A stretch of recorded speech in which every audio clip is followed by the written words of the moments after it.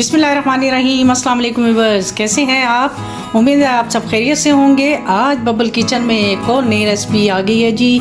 और आज हमारे किचन में बन रहा है रस मलाई, वो भी मेरे स्टाइल में। तो उसके लिए जो जो चीज़ें चाहिए होंगी वो आपको नज़र आ रही होंगी, मैं बताती जाती हूँ आपको साथ साथ। और ये है जी 1 कप हमने लिया है, इसमें नीडो जाएगा या कोई सा भी आप सूखा दूध ले लें। और 1/4 कप इसमें चीनी जाएगी, थोड़े से इसमें नट्स जाएंगे, बादाम और पिस्ता हो गया। और इसके अलावा जाएगा वनीला एसेंस जाएगा, 1/2 टीस्पून जाएगा। और 1.5 लीटर इसमें जाएगा दूध। और इसके अलावा जाएगा 1 अदद अंडा जाएगा, जो रूम टेम्परेचर पे होगा, आपने फ्रिज वाला बिल्कुल नहीं लेना।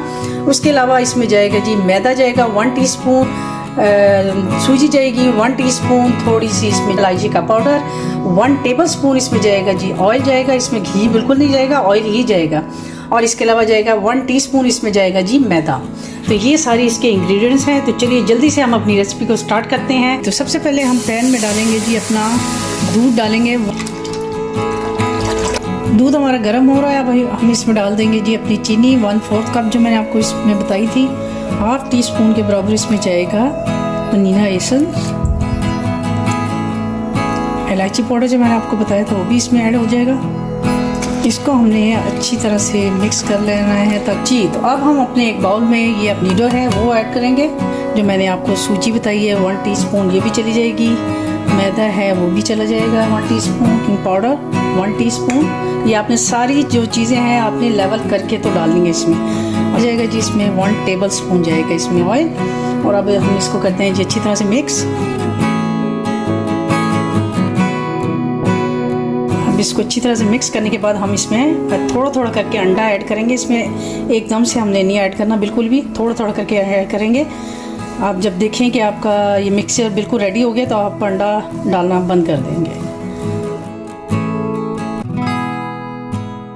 ये देखिए मेरा इतना अंडा जो है वो बच गया, मैंने पूरा नहीं डाला।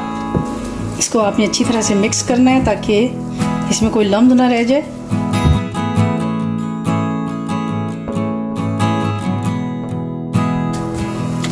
ये देखिए ऐसे आपकी डो इस तरह करके रेडी हो जानी चाहिए।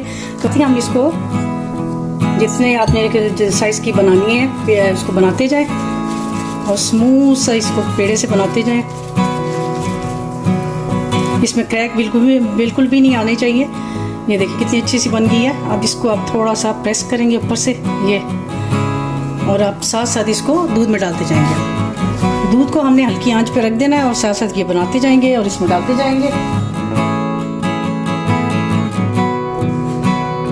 ये हमारी सारी हो गई है जी कंप्लीट जी। तो ये देखिए हमारे जो इसको बॉयल आ गया, इसको भी हमने बिल्कुल हिलाना नहीं। आप किसी भी कपड़े से पकड़ के तो इसको देचकी को आप ऐसे हिला सकती हैं। हल्की आंच पे इसको हम 10 मिनट के लिए रख देंगे जी। तो देखते हैं 10 मिनट हो गए हैं हमारे।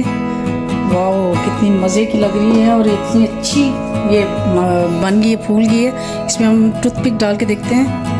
ये देखिए बिल्कुल आराम से जा रही है, इसका मतलब हमारी अंदर तक ये गल गई है ये। तो चलिए हम इसको अब किसी डिश में निकालते हैं। हम 1 बाय 1 इसको निकालते जाएंगे।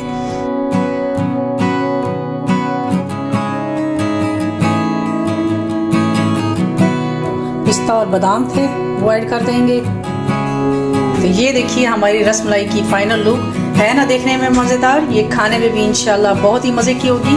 तो कैसी लगी आपको मेरी ये रेसिपी तो कमेंट बॉक्स में ज़रूर बताइएगा। इंशाल्लाह एक और नई रेसिपी के साथ आपकी खिदमत में दोबारा हाजिर होंगी। तब तक के लिए मुझे अपनी दुआओं में याद रखिए और इजाज़त दीजिए। अल्लाह हाफिज़।